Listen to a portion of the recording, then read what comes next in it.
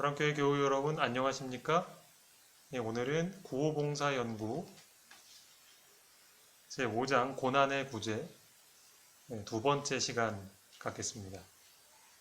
지난 시간에 이어서 이 내용을 살펴보도록 하겠습니다. 이 의료 선교 사역이 특별히 전에는 선하게 살았지만 그 죄에 탐닉해서 타락의 밑창에 떨어진 그 사람들을 구원할 것이다. 이런 내용이 있습니다. 제가 내용을 한번 읽어보겠습니다. 의료 선교 사업을 하는 자들을 통하여 신체적으로 도움을 줄 때에 성령께서 도덕적인 능력을 깨우치기 위하여 인간 대리자들의 봉사와 협력하신다. 정신적 능력은 활동하도록 일깨워지고 그 불쌍한 영혼들, 그들 중 많은 사람들이 하나님의 나라로 구원받게 될 것이다. 교회가 불쌍한 죄인들을 구원하기 위하여 적당하게 활동하는 일을 간과해 왔었으나 그 일이 쐐기가 되어 그것으로 진리가 들어가게 하는 여지를 발견할 수 있게 할 것이다. 사실 이전에 정말 선하게 살고 재능도 많고 하는 사람이 이제 한 가지 죄악의 탐닉을 하게 되어서 타락의 밑창까지 가게 되면 이 몸과 정신의 기능이 많이 망가지게 됩니다. 그렇게 되면은 복음을 제시해 주어도 그것을 이해할 수 있는 이해력이 많이 떨어진 상태가 되는 것이죠. 그래서 그런 사람들의 마음이 쉽게 열리기가 힘이 듭니다. 마음이 마치 단단한 그 돌처럼 이렇게 굳어져 있기 때문에. 그렇기 때문에 이런 단단한 마음을 열기 위한 쐐기와 같은 것이 필요합니다. 앞서 내용에도 쐐기라는 표현이 있었죠. 여러분 쐐기가 무엇인지 아십니까? 나무나 돌을 쪼개기 위해서 이렇게 뾰족하게 생긴 것, 그것을 이렇게 거기다 넣고 망치로 내리치면 이 틈이 없는 것 같은 그 표면에 이제 틈이 생기기 시작하고 그것이 마침내 갈라지고 쪼개지게 되는 것이죠. 바로 이 쐐기와 같은 역할을 하는 것이 의료 선교 사업이라고 합니다. 그래서 이렇게 타락한 사람이라 할지라도 그 사람의 질병을 치료해주고 또 어떻게 해야 건강하게 살 수 있는지를 가르치고 또 아무런 이기심이나 사심이 없이 그 사람을 위해 봉사를 해주면 그 사람의 마음이 열려서 마침내 복음이 들어갈 수 있는 그 문이 열리게 된다는 그런 의미에서 볼 때 의료 선교 사역은 매우 강력하고 또 힘이 있고 중요한 사역이라고 할 수 있겠습니다. 사역자들, 의료 복음 선교사들이 오늘날 필요하다. 준비하는 일에 여러 해를 소모할 시간적 여유가 없다. 지금 진리가 들어가도록 열려 있는 문들은 머지않아 영원히 닫혀질 것이다. 지금 기별을 전하라. 지금 그대 앞에 열린 일터를 원수가 장악하도록 허용하며 기다리지 말라. 굉장히 다급한 느낌이 있죠? 더 이상 시간을 끌게 되면 영혼의 원수인 사탄이 사람들의 마음을 더 굳게 장악하기 때문에 이 선교사를 훈련하고 양성하는 데 시간을 소비하지 말라 이렇게 얘기를 합니다. 최소한의 시간을 들여서 기본적인 내용을 습득하고 교육을 받으면 즉시 파송되어서 지금 질병으로 고통받는 죄인들을 향하여 이제 침투하라는 것이죠. 작은 단위의 조직된 무리들이 나아가서 그리스도께서 그분의 제자들에게 지정해 주신 일을 해야 한다. 이제 여기서도 사역자들이 혼자가 아니라 이제 작은 단위의 팀으로 구성되어서 나아가야 하는 것도 이야기하고 있죠. 그들로 하여금 전도자로 일하게 함으로 우리의 출판물들을 뿌리고 많은 사람들에게 진리를 말하게 하라. 그들로 하여금 병자를 위하여 기도하게 하고 약으로서가 아니고 천연요법으로 그들의 필요를 도와주며 건강을 회복하고 질병을 피하는 방법을 그들에게 가르쳐 주게 하라. 여기 보면 이 의료 선교사들이 영혼들을 만났을 때 실제적으로 어떤 일을 할 수 있는가 이 예시를 들고 있는데 그중에 이제 진리를 전하는 일을 할 수 있어요. 인쇄물을 뿌림으로 그 일을 할 수 있고 또 직접 만나서 말로 진리를 가르쳐 줄 수도 있습니다. 또한 그 병자가 낫기를 위하여 기도해 주는 일을 할 수가 있고요. 또한 약으로서가 아니라 천연요법으로서 그 질병의 고통을 경감시켜 줄 수 있는 그런 사역도 할 수 있습니다. 또한 건강을 회복하고 질병을 피하는 방법을 가르쳐 주는 사역도 아주 중요한 사역이라 할 수 있습니다. 그래서 이러한 일들을 해야 할 사람들이 너무 많은 시간을 허비하지 말고 지금 즉시 파송되어야 한다라는 선지자의 권면입니다. 인간의 어떤 약으로도 낫게 할 수 없는 슬픔이 세상에 올 때가 가까이 이르고 있다. 하나님의 성령은 떠나가고 있다. 바다와 육지에서 재난은 빨리 계속하여 일어나고 있다. 얼마나 자주 우리는 지진과 태풍의 소문, 화재와 홍수로 인한 인명과 재난의 큰 손실에 대한 소문을 듣는가?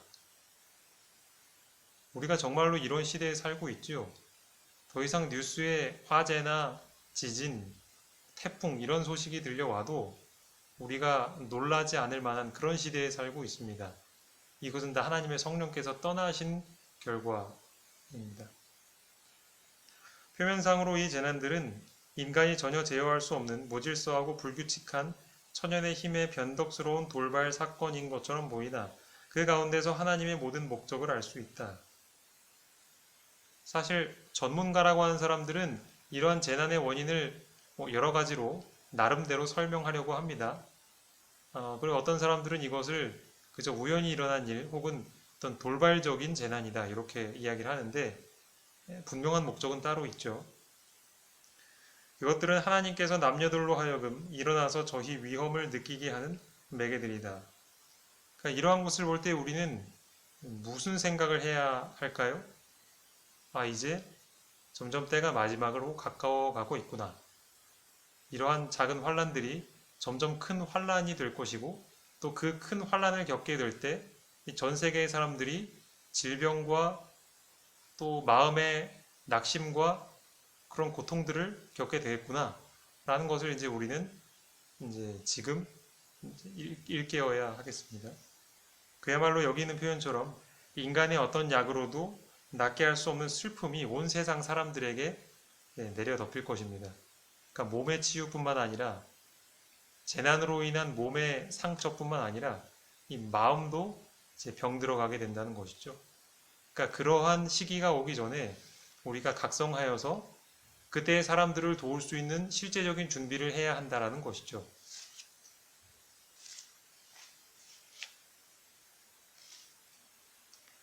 종교적 침공이 우리나라의 자유를 뒤집어 엎을 때 양심의 자유를 위하여 서고자 하는 자들은 불리한 위치에 놓이게 될 것이다. 이제 곧 양심대로 신앙할 수 없는 그러한 시대가 오게 될 것입니다.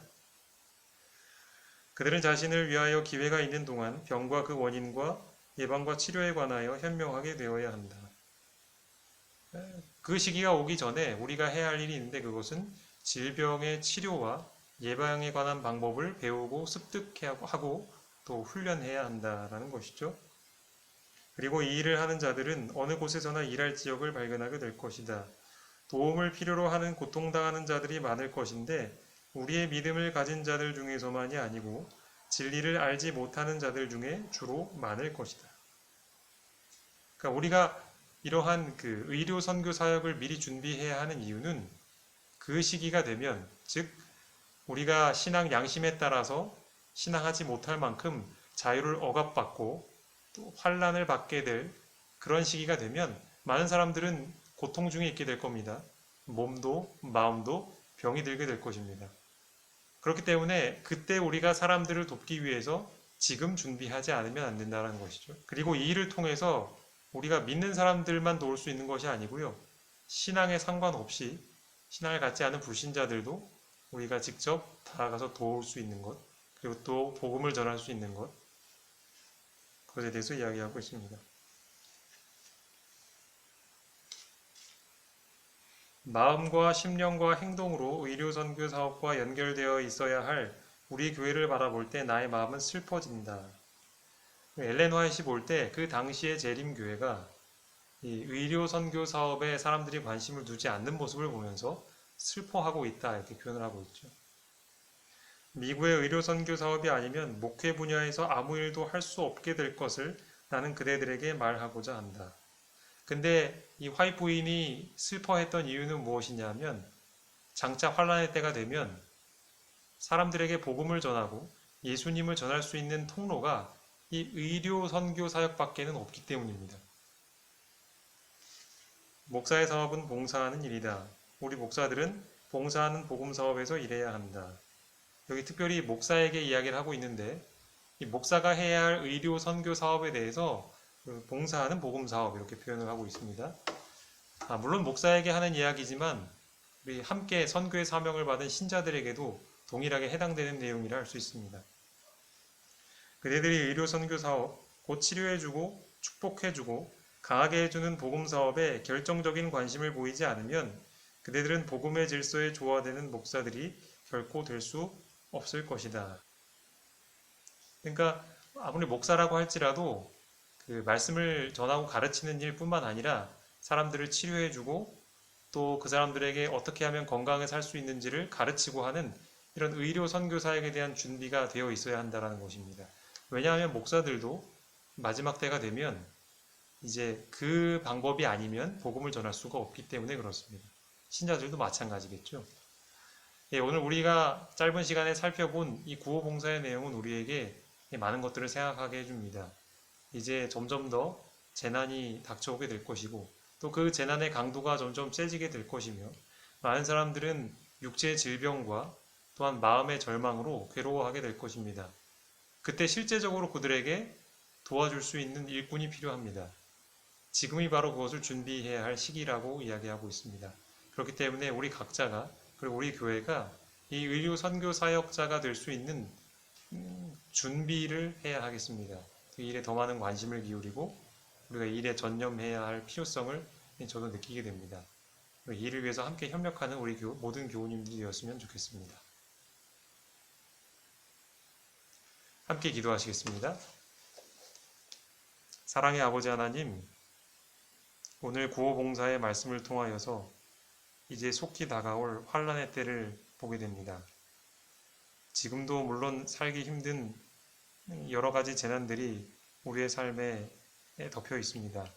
사람들은 절망하기 시작하고 또 많은 이들은 건강법칙을 알지 못한 채 그 마음을 달래고자 몸을 망가뜨리고 있는 이런 안타까운 현실을 보게 됩니다.